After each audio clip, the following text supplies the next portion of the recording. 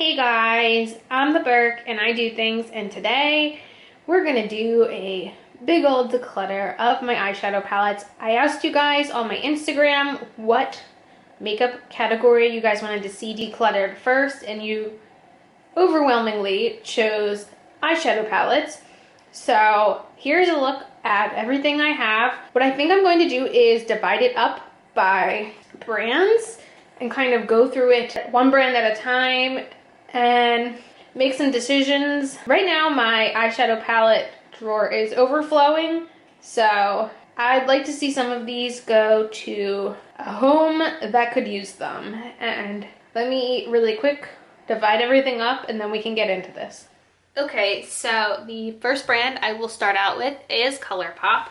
So this is one of the newest palettes in my collection. This is the Sweet Talk palette, and I featured it in my monthly faves last month, and it is just beautiful and it is going nowhere fast. The Kathleen Light's Dream Street palette was featured as one of my best eyeshadow palettes of 2018. I absolutely love this one, and it too isn't going nowhere fast. The My Little Pony palette is a very unique palette in my collection. I don't really have many colors like the ones in here, and I really do enjoy this palette, so I will be keeping this one. This palette, the Element of Surprise, came in a BoxyCharm, and honestly, it is not one that I would have bought for myself, and I've never really been super impressed with it when I've used it, so because of that, I will be passing this one along. So the Fame palette is highly spoken of, and I brought this in as one of my monthly fives recently, and I just never wanted to reach for it. I just don't think these tones look great on me, and because of that, I will be passing along this one as well. Okay, so the next brand is Pure, and actually I got all of these palettes in BoxyCharm. The first one is the BoxyCharm and Pure palette, and I know a lot of people did not love this palette, but I honestly do like it, and I will be keeping this in my collection. This Pure Festival palette is the newest Pure palette I own. While I really do not like the glitters, I do like the rest of the shadows enough to keep this one. This is the Pure Midnight Masquerade face palette, and I've really only used this one once. I find that these shades over here are too dark for my skin tone, and I think the quality is really good. It just doesn't look great on me, so I will pass this along as well.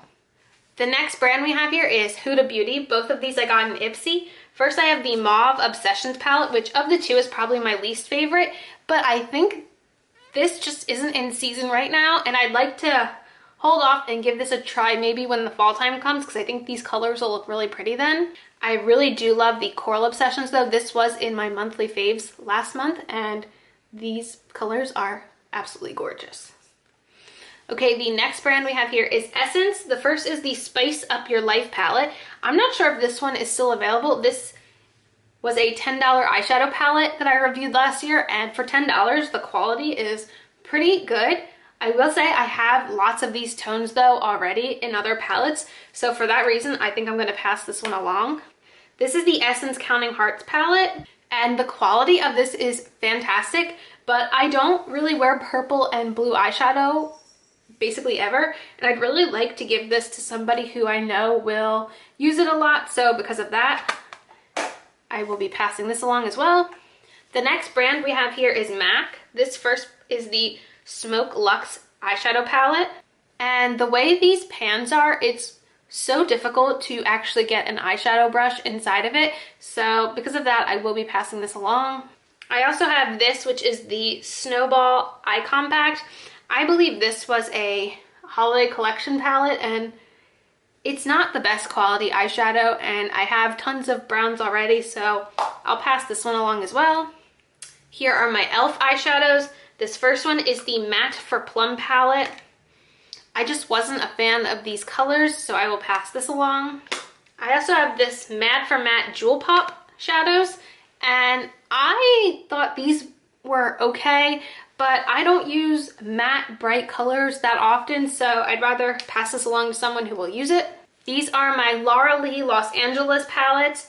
The first is the Cat's Pajamas palette that I bought. I really liked this palette when I first got it. I do think the quality is very good, but with half of the shadows being more on the purpley side, I don't wear purple shadows enough. I don't think they look great on my skin tone, and I'd really like to pass this palette along to someone who I think would get a lot of use out of it. On the contrary, I absolutely love the Nudie Patootie palette. These are my favorite nude eyeshadows. I have to be careful because Jaybird is so soft that I actually recently broke it, but this is my favorite nude eyeshadow palette. This is not going anywhere anytime soon. And then the Party Animal palette I got in a BoxyCharm, and the colors are so bright and vibrant, but I just don't think I honestly have only used this once because I never wear these colors, and I think somebody else would appreciate this a lot more than me. Now I have my Urban Decay palettes. Obviously, I do not have many. So the first is the Electric palette, and unlike the Laura Lee palette, I like this one more, and I don't know why because they both are bright and vibrant colors, but I really like this one. I don't want to get rid of this. I will be holding on to this. And this Kriten Leanne palette, the shimmers in this palette are so beautiful and so unique, and I absolutely love these palettes. These Urban Decay palettes are very, very much my favorites. Now I have my Too Faced palettes. So this here is my Too Faced Chocolate Gold palette. This is literally my favorite all-time palette. It is going absolutely nowhere. I also have the Semi-Sweet Chocolate Bar palette, and I love this one as well. And then finally here I have the Gingerbread Spiced palette, which I also very much love, and it too is not going anywhere. This, on the other hand, is the Too Faced Cat Eyes palette, and oh god, this purple shade broke. Alright, gotta be careful there. But this is just neutrals and purple, and I don't find myself reaching for this, so I will be passing this along as well. Now we have Tarte, and I just don't like Tarte. I don't think I'm going to keep any of these. I mean, like, I don't not like Tarte, just the eyeshadows never work for me. So this is the Rainforest of the Sea Volume 2 palette, and it's just boring, and any look I do with it turns out boring, so it's going. Then I have the Rainforest Volume 3 palette, which came in a BoxyCharm, and it's just neutral shimmers, basically, and I don't really need a separate palette that's only neutral shimmers. It doesn't make sense to keep, so I'll be passing this one along. And then this came in an Ipsy bag. This is the Dream Big palette, and I just found that these eyeshadows did not blend out well, and I thought they looked awful on me, so this is going as well. Now we have my BH Cosmetics palettes. First is the Weekend Festival palette. This is one of my favorite colorful eyeshadow palettes, so this is definitely staying. This Royal Affair palette is one of my newer ones in my collection, and I'm very impressed with the formula. I really enjoy this palette. This is the Blushed Neutrals palette, and I don't really love the BH palettes that are more in this old kind of Morphe-like packaging. I find them uninspiring almost. Like, it just looks like a big brown palette when I look at it, even though it does have like pops of pink and all these blushes. It doesn't make me want to reach for it and use it, and because of that, I will be passing it along. So those were all of the categories by brand. Now everything else is just singular, so I'm categorizing it by type, I guess. Okay, so this is just more drugstore priced makeup, I guess you could say. So let's go through these. The first is Morphe. So this is the only Morphe palette I have left, and this is the Jaclyn Hill palette. This is going nowhere anytime. I don't even like big palettes, but I absolutely love this thing so much. This is one of the best palettes I own. Next is a really weird palette. I've never heard anyone talk about this on YouTube. I guess I bought this about a year ago at Target. It was like L'Oreal and Disney did some makeup line at Target, and I grabbed this eyeshadow palette, but I never talk about it because I never heard anyone talk about it on YouTube, and it was like there one second and gone the next. And it's almost like a Naked Heat palette. It's very, you know, warm tone neutrals, and I like this eyeshadow palette a lot. I just never reach for it on my channel because, you know, it just almost was like non-existent in the world of makeup. It came and went so fast. So I'll still be keeping this for myself because I really like it. Then I have the Makeup Revolution Soph X Extra Spice palette. I really do enjoy the mattes in this palette. The shimmers are not the highest quality, however, I really do like the mattes, and I want to get more use out of this, and I will be keeping it. Next here is from Milani, and This is the Basic Mattes palette, and I got this because I heard a lot of hype on YouTube about this one. I think even like from Tati, and I just don't like it. So I am gonna pass this one along as well. This next palette is the Not a Basic Peach palette from Wet n Wild. I really genuinely enjoy the quality of this palette, and I will be keeping it.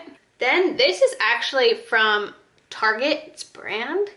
So this was a palette they put out during the holiday season called the I Adore You palette, and it was this $5 palette that had, you know, these shadows in it, and I really liked the quality of it, and I want to keep it because I liked it, and it was only $5. It was crazy, so I'll be keeping this Target palette. Then I have the CoverGirl Chocoholic palette, and I really enjoy this palette as well, so I will be keeping it. Then I have the NYX Love You So Mochi Electric Pastels palette, and these are the most beautiful like eye toppers, so this is not going anywhere anytime soon. Okay, and then this is like indie brands. I don't know, you definitely can't get this stuff at Ulta and Sephora, so that's where I'm categorizing it. So this first one came in BoxyCharm. This is the Alamar Cosmetics palette, their volume 1, and this is one of the greatest palettes. This color alone makes this entire palette worth it. I love this. I'm so excited to use this summer. This is the Moods palette from Laura Sanchez that we just got in Ipsy. I'm still testing it out. I think it's okay. I'm going to keep it for now, but this is one I could probably see myself decluttering in the future. Then this is not called the Foxy palette or anything. These are a bunch of single shadows that I got from Shop Missy that I really enjoy, so I will be keeping this. Then I have the Star Wars The Last Jedi palette from Cargo. This is a lot of neutral colors. I have a lot of neutrals. I definitely can pass this one along. And then this is another palette from BoxyCharm. This is the Ace Beauté palette. I really do like this palette a lot. I definitely will be keeping it. Okay, and then this last kind of category is like Sephora-y brands, I guess you could say. So first we have the Violet Voss Holy Grail palette that came in Boxy Luxe. This palette is amazing, fantastic, absolutely great. I love it so much. Definitely keeping it. Then this palette is the Marc Jacobs Object of Desire palette that I used in my what's in the back of my makeup drawer video, and it's got everything you need. It's so good. I love this. It's my only Marc Jacobs eyeshadows, so I am holding on to it for life. Then I have this mini Smashbox Full Exposure palette.